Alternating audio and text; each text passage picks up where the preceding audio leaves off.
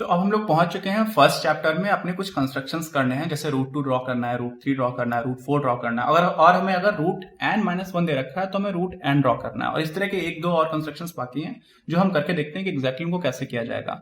तो इसको मैं आपके लिए पेंसिल से पेपर पर ड्रॉ करके दिखाता हूँ।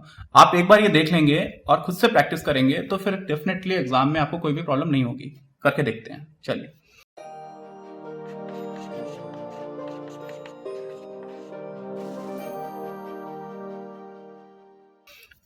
सबसे पहला जो पॉइंट है याद रखने का, वो हमेशा इस तरह के कंस्ट्रक्शंस में हमेशा जो स्केल लीजिए वो कम से कम 2 सेंटीमीटर से कम को आप 1 यूनिट मत मानिए। ओके, अगर 1 पे मैं 0 मानता हूं तो पहला मुझे मिलेगा 3 पर एक्सक्यूज मी, फिर 5 पे 2 आएगा, 7, 9, 11। ये वो सारे पॉइंट्स हो गए जो मुझे नंबर लाइन पे दिख जाएंगे।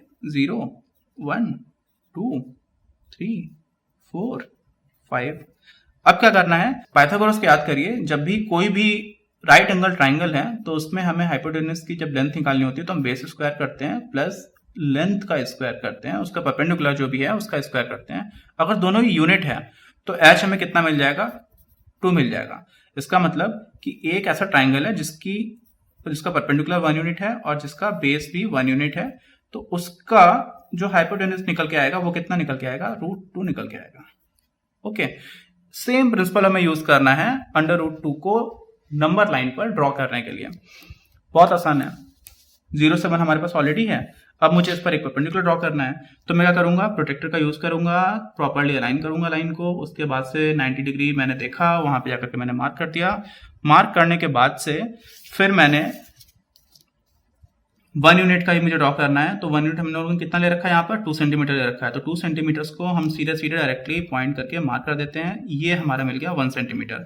अब इस केस में if this is point A, तो ओ ए जो है वो इसका हाइपोटेन्यूज बनकर के आ जाएगा और वो जो लेंथ निकल के आएगी वो होगी एक्चुअली कितना, √2। यही तो हम लोगों ने पढ़ा है। ओके, अब क्या करेंगे, हमें तो लेकिन ये √2 नंबर लाइन पे ड्रॉ करनी है। तो इसके लिए हमारे पास कंपास का यूज करना हमको आना चाहिए। और करेंगे क्या, ओ से ए की जो लेंथ है उसको ही ड्रॉ करना है।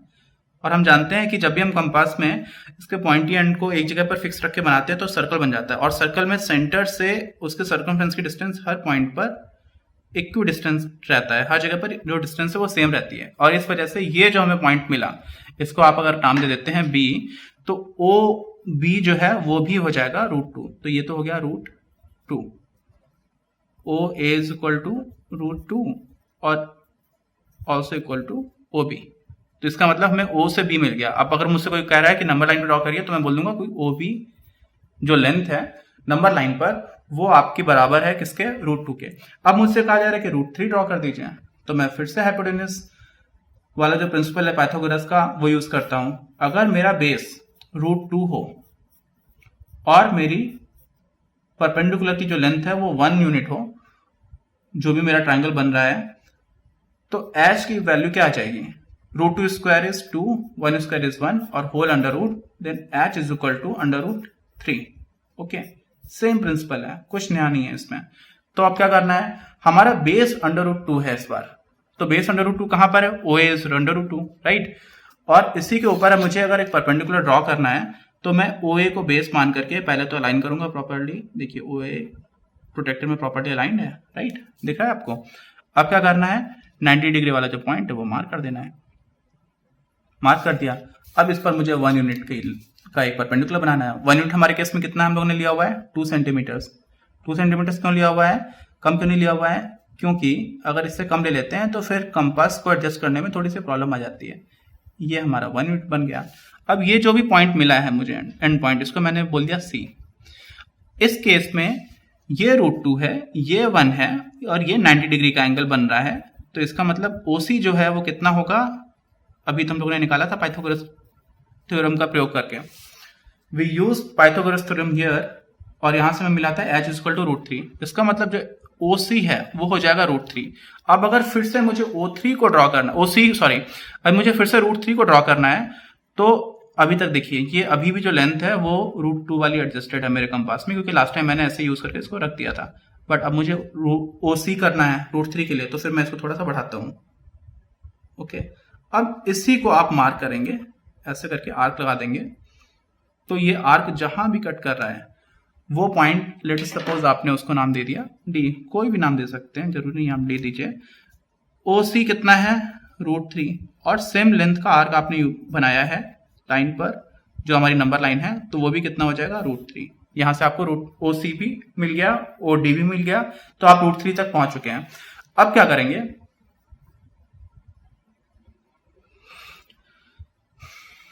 अब हम एक स्टेप और आगे जाते हैं। डायरेक्टली हमारे यहां पर नहीं पूछा गया है, हमसे पूछा गया है कि आप √4 ड्रॉ करके बताइए नंबर लाइन पर। तो सबको पता है कि √4 का मतलब क्या होता है 2। तो इसमें ड्रॉ करना है क्या है, बहुत ही आसान है। आपका 1 ये है, 2 ये है, तो आप सीधे सीधे बोलेंगे देखिए भाई ओ 0 से लेकर के 2 तक की जो लेंथ है वो आपके √4 के बराबर है। अब एक बार मैं ये चेक करता हूं कि जो हमने अभी तक कंस्ट्रक्शन किया वो ठीक है या नहीं है। तो अपने खुद के सेटिस्फेक्शन के लिए, प्लस हमारा जो मेथड अभी तक वो ठीक है, मीनिंगफुल है या नहीं है, इस वजह से हम क्या करते हैं, हम इसको एक स्टेप और आगे करके देखते हैं। Now we have base √3 OC, OC is √3, the length of OC is √3, right. इसको हम इसके ऊपर एक फिर से परपेंडिकुलर ड्रॉ करेंगे।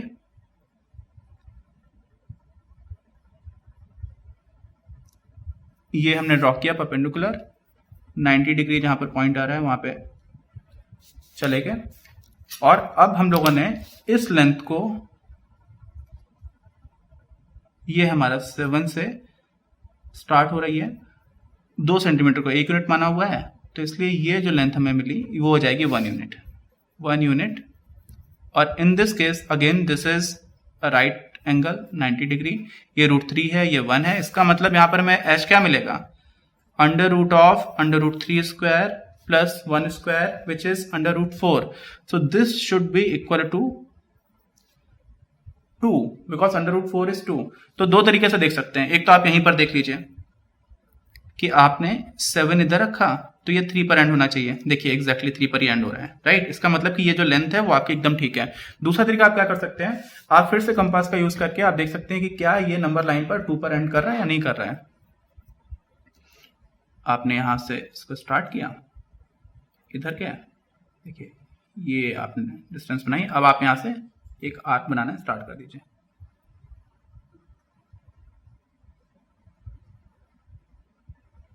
ठीक है, 2 पर आप पहुंच जाते हैं।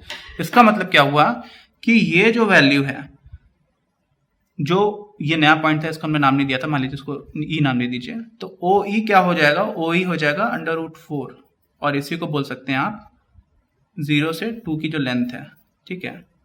इसको भी आप यहाँ पे कुछ एफ नाम दे दीजिए, तो इसको आप फिर बोल देंगे ओ एफ। अगर इसको आप 0 को ही ओ पॉइंट भी बोल देते हैं। तो अब हुआ क्या, बहुत ही आसान है। आपने पहले 1 यूनिट बनाया और फिर आपने उसी पर 1 यूनिट का परपेंडिकुलर बनाया तो आपको √2 मिल गया। फिर आपने √2 बेस पर 1 यूनिट का परपेंडिकुलर बनाया तो आपको √3 मिल गया। फिर आपने √3 बेस पर 1 यूनिट का परपेंडिकुलर बनाया तो आपको √4 मिल गया। अब अगर आप इस पर 1 यूनिट का परपेंडिकुलर बनाएंगे तो आपको √5 मिल जाएगा, राइट। तो अब आप यहां पर देख सकते हैं कि एक चीज देखिए, √1 क्या होता है बताइए, √1 इज 1। तो ये जो डिस्टेंस है जिसको हमने 1 लिखा हुआ था वो √1 भी लिखी जा सकती है। तो इस केस में ये √1 है, ये √2 है, ये √3 है, ये √4 है, ऐसे ही √5 बन जाएगा, √6 आ जाएगा, √7 आ जाएगा। और ये जो बाहर की डिस्टेंस है वो हमेशा ही 1 है। ये देखिए जो भी परपेंडिकुलर है हर केस में 1 है। तो ऐसे करके आप बनाते जाएंगे तो एक स्पाइरल बनेगा। ये आपको अपनी स्क्रीन पर अब दिख रहा है, ये जो है वो है स्क्वायर रूट स्पाइरल, इसी को हम बोलते हैं स्क्वायर रूट स्पाइरल, राइट। अब हमारे फर्स्ट चैप्टर का एक कंस्ट्रक्शन जो है छोटा सा वो बाकी है, इसी पर बेस्ड है, बहुत ही सिंपल है। मैं उसको यहीं पर आपको बना करके दिखा देता हूं।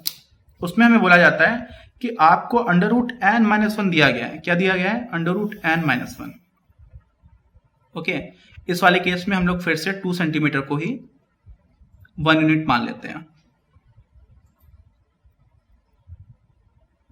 7, 9, 11, ये हमारा हो गया ओरिजिन, ये हो गया 1 यूनिट, 2, 3, 4, 5।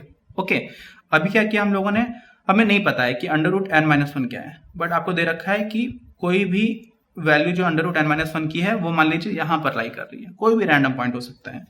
तो इस केस में इसको आपने मान लीजिए नाम दे दिया E और इसको आपने नाम दे दिया O।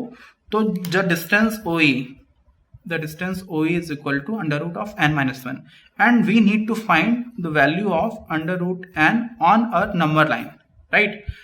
क्या करेंगे, OE है, OE में हम E के ऊपर, ये जो E पॉइंट है इसी के ऊपर हम बनाएंगे एक परपेंडिकुलर बनाया। यहाँ पे हम परपेंडिकुलर को फिर से 1 यूनिट का ही बनाएंगे और 1 यूनिट कितनी है, 2 सेंटीमीटर। ये 2 सेंटीमीटर का हम लोगों ने स्केल ले लिया, राइट। अब ये जो पॉइंट मिला इसको हम कुछ भी आप नाम लीजिए, एफ दे दीजिए मान लीजिए। तो अब हो क्या रहा है, बहुत ध्यान से देखिएगा, बहुत ही सिंपल है। आपको ऑलरेडी हम लोगों ने ऊपर भी यही प्रिंसिपल यूज किया था। OE की जो लेंथ है वो कितनी है, under root of n minus 1, right, यही तो है। और ये परपेंडिकुलर भी है, प्लस EF की जो लेंथ है वो कितनी है, 1 यूनिट है। तो अगर आप O से F को कनेक्ट करेंगे तो जो बनेगा वो क्या होगा, वो हाइपोटेन्यूज होगा। और उसकी लेंथ निकालने का जो प्रिंसिपल है वो पाइथागोरस ने, जो कॉमन एरा है, कॉमन एरा क्या होता है पता है आपको, जो भी हमारी अभी ईयर चल रही है, 2020 अभी चल रहा है, तो इसको हम लोग बोलते हैं कॉमन एरा।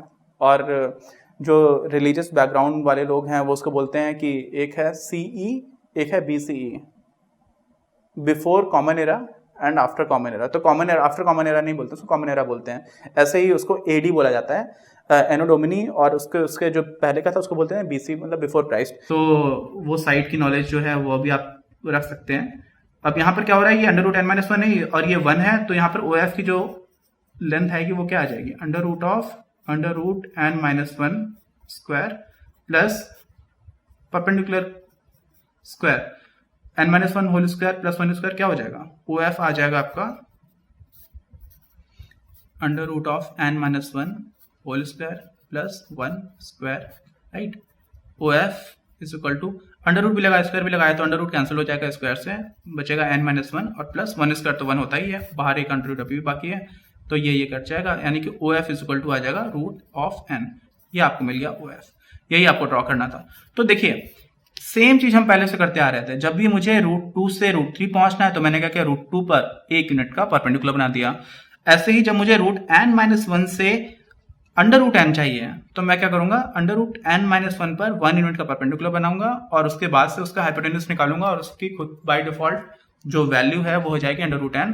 और उसी को अगर मुझे मार्क करके नंबर लाइन पर लगाना है तो मैं क्या करूंगा, फिर से वही करूंगा जो मैं अभी तक करता आया हूं। मैंने ऊपर अपने कंपास का पॉइंट एंड फिक्स किया, उसके बाद से फिर मैं F पर गया और उसके बाद से फिर मैंने इस थी लेंथ का आर्क जो है वो ड्रॉ कर दिया, और वो आर्क जहां पर भी कट करेगा वो पॉइंट हो जाएगा, कोई भी पॉइंट मान लीजिए G, लेकिन इस वाले केस में OG की जो डिस्टेंस होगी वो कितनी हो जाएगी, अंडर रूट ऑफ n। तो हमने अपने जो सारे कंस्ट्रक्शंस थे देख लिए हैं। अब एक कंस्ट्रक्शन बचा है जो थोड़ा सा डिफिकल्ट है, क्योंकि उसमें एक नया कॉन्सेप्ट आ रहा है। डिफिकल्ट तो एज सच कुछ भी नहीं है, अब हम उसको करके देखते हैं। If you like the video, please share it with your friends, give this video a thumbs up, subscribe to your own channel Apni Class, and do not forget to press the bell icon. Thank you very much. Have a nice day.